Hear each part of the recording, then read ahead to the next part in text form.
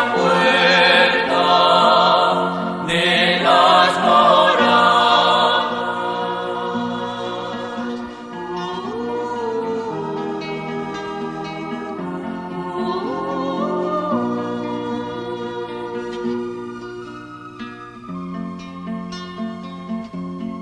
Mira que estoy a la puerta llamando. Si alguno me oye y me abre, entraré en su casa y cenaremos juntos. Le comunicaré todos mis secretos. Amén. Maránata, ven, Señor Jesús. Tengo la puerta abierta para ti. Moradas o el castillo interior. Segunda charla.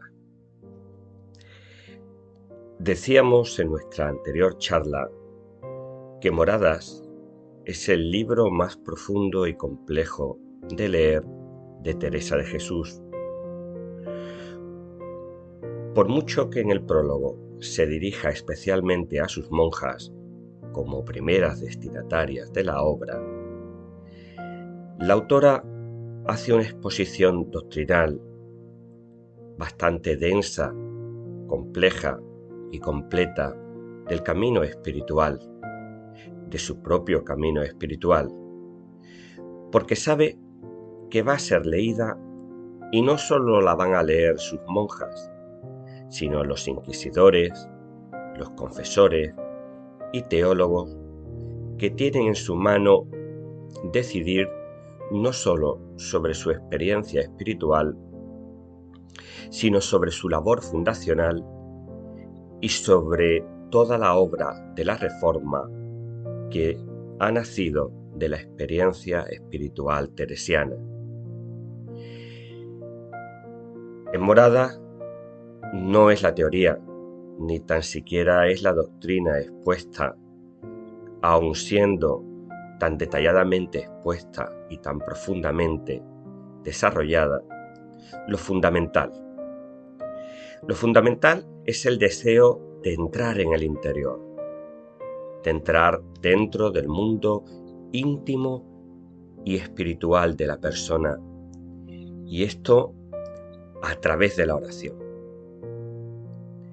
Teresa nos invita a seguirla por el interior de ese castillo, que no es otro que el castillo que cada uno de nosotros somos, y en el que somos invitados a seguir a Cristo y a encontrarnos con Cristo. Moradas es la experiencia del mirad que no estáis huecas por dentro, como había ya afirmado en Camino de Perfección, la otra gran exposición doctrinal de Teresa de Jesús. Moradas es la experiencia de ser habitadas, de ser habitados por el misterio de Dios, un Dios con el que podemos encontrarnos. Para abrirse a esta experiencia no hace falta teoría ni teología. Lo único que hace falta es querer entrar en ese castillo, empeñar la vida en la conquista de ese espacio interior que hay en el interior de cada persona, en el interior de cada uno de nosotros. Y solo hace falta también un buen guía.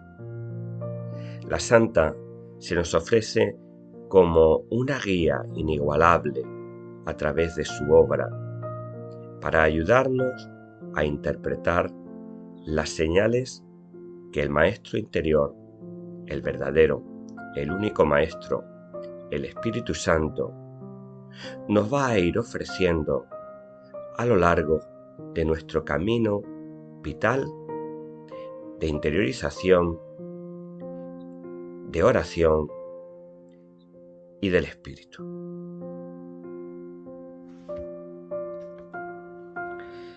Las primeras moradas constan de 2 capítulos. ambos con un breve subtítulo a modo de resumen o de sumario, que fueron añadidos posteriormente, pero que resultan muy útiles para abrirse al contenido de cada capítulo. El sumario del primer capítulo de las primeras moradas aclara en que trata de la hermosura y dignidad de nuestras almas, pone una comparación para entenderse y dice la ganancia que es entenderla y saber las mercedes que recibimos de Dios y cómo la puerta de este castillo es la oración.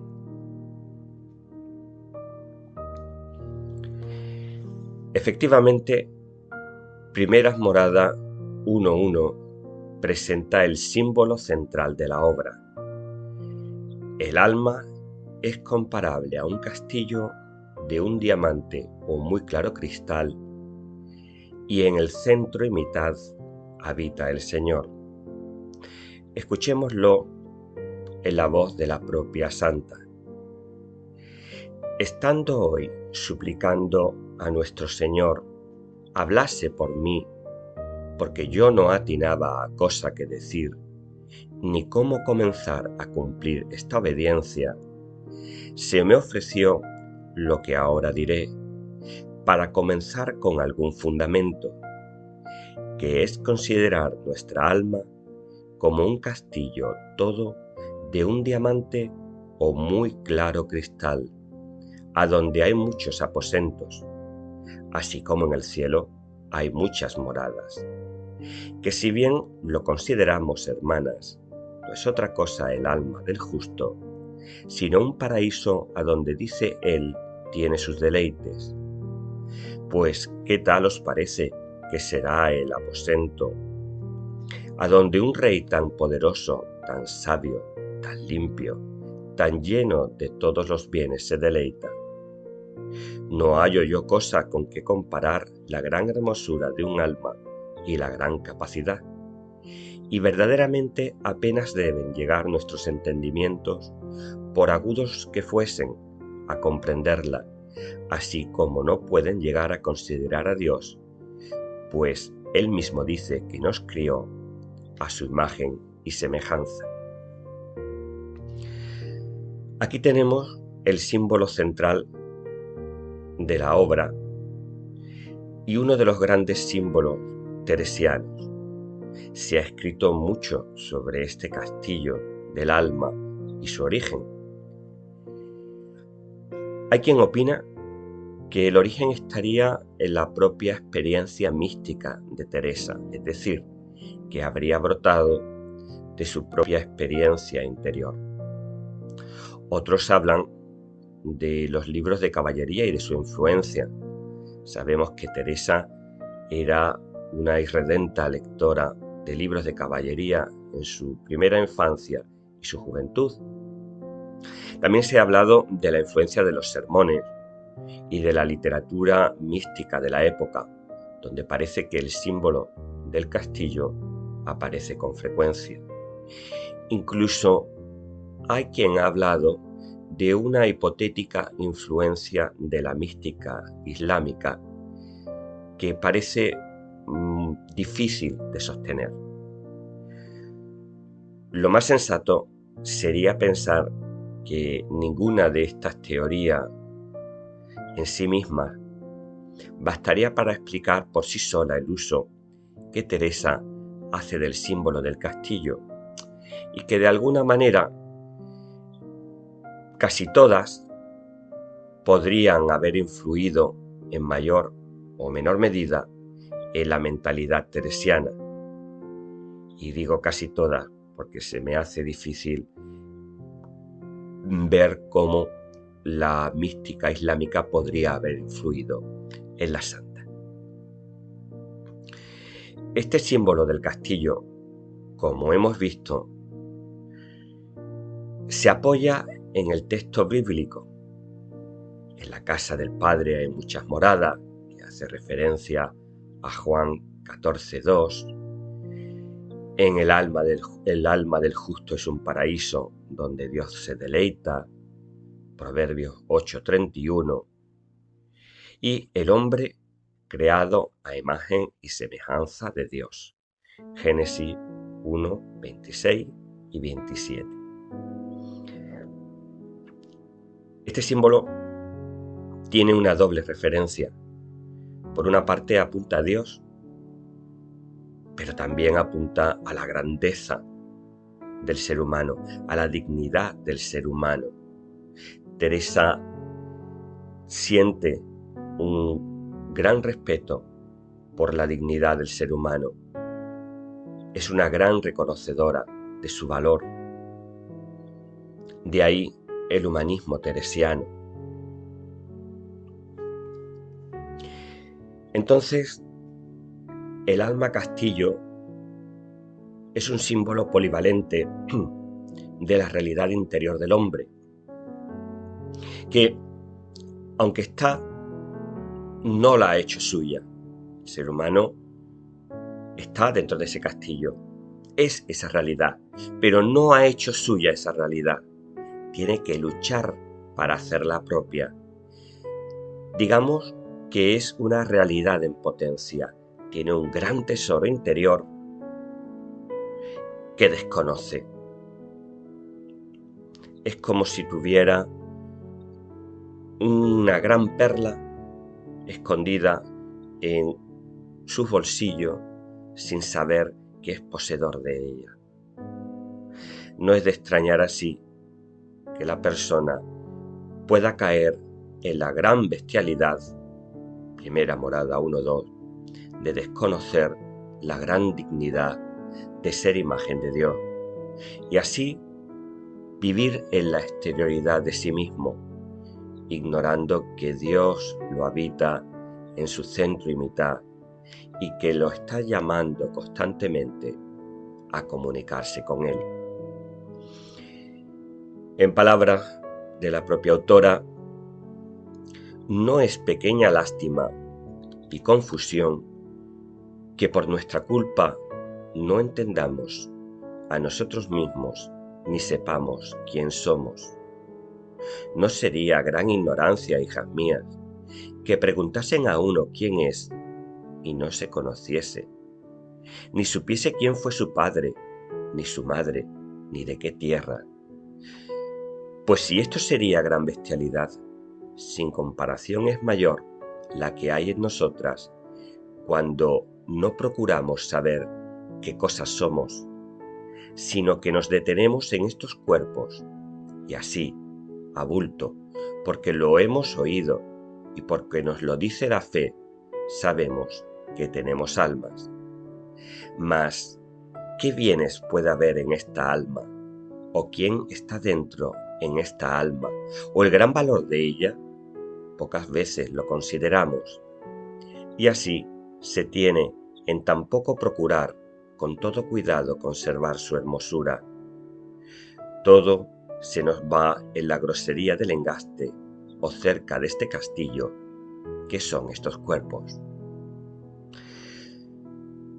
Podemos, pues, vivir de acuerdo con esta concepción del ser humano como ser habitado, ser consciente, como Teresa es consciente, de su gran dignidad, y buscar esa presencia que nos habita, que nos busca, que nos llama y que constituye nuestra verdadera naturaleza, o desentendernos de ella, vivir vertidos en lo exterior. Esa es la gran bestialidad para Teresa. Eso es lo que deshumaniza al ser humano.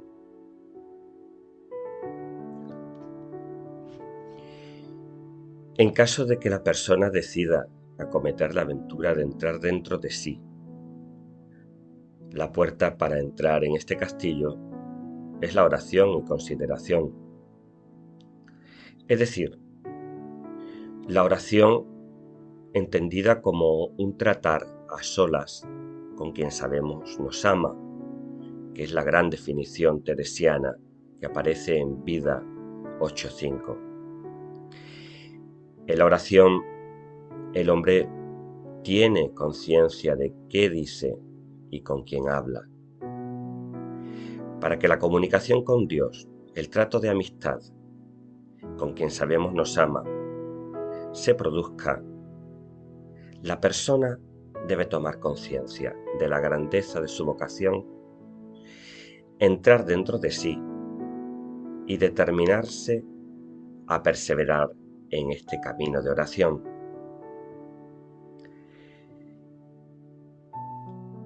A cuanto yo puedo entender, dice la santa, la puerta para entrar en este castillo es la oración y consideración.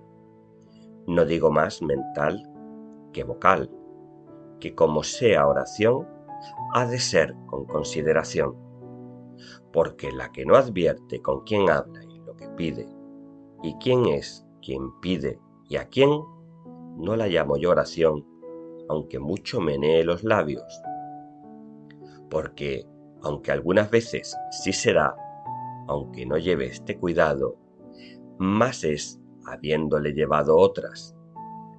Mas quien tuviese de costumbre hablar con la majestad de Dios, como hablaría con su esclavo, que ni mira si dice mal, sino lo que se le viene a la boca, y tiene deprendido por hacerlo otras veces, no la tengo yo por oración, ni plega a Dios que ningún cristiano la tenga de esta suerte.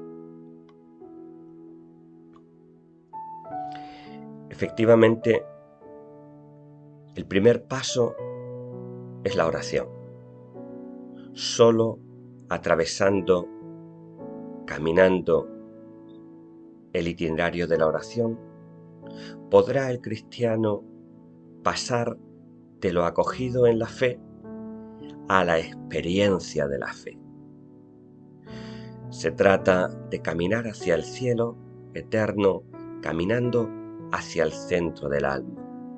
Se trata de pasar de lo sabido a lo vivido, a lo gustado, a lo experimentado. Las personas que penetran en las primeras moradas son aquellas que rezan de vez en cuando, aunque sea en medio de sus muchas distracciones y preocupaciones.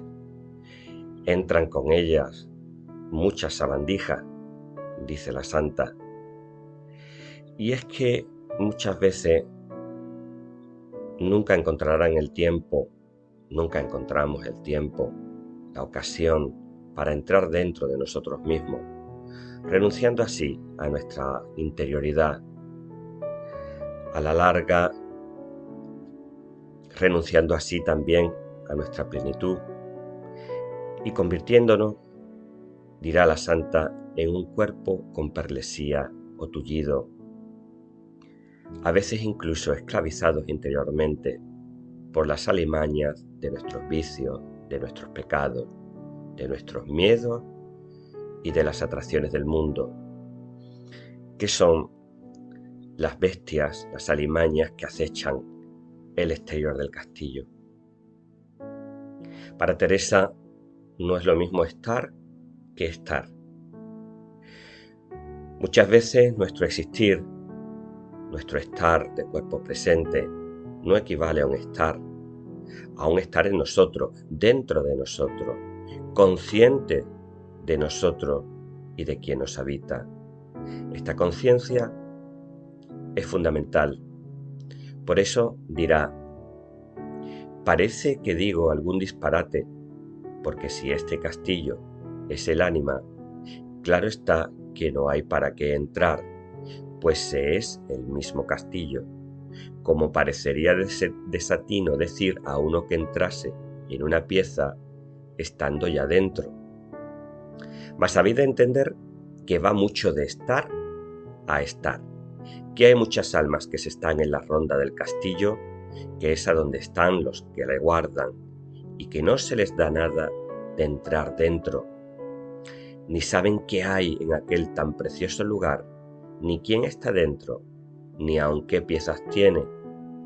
Ya habréis oído en algunos libros de oración aconsejar al alma que entre dentro de sí, pues esto mismo es.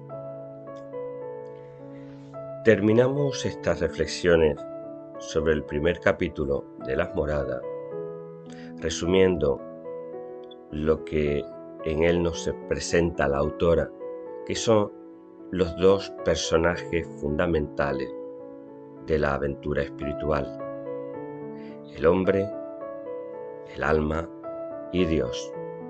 El hombre dotado de una gran dignidad, capaz de una gran promesa, de una gran potencialidad, y Dios que le promete su amistad. Una amistad que, como veremos en el segundo capítulo de Las Primeras Moradas, puede ser rechazada. Es el misterio del pecado.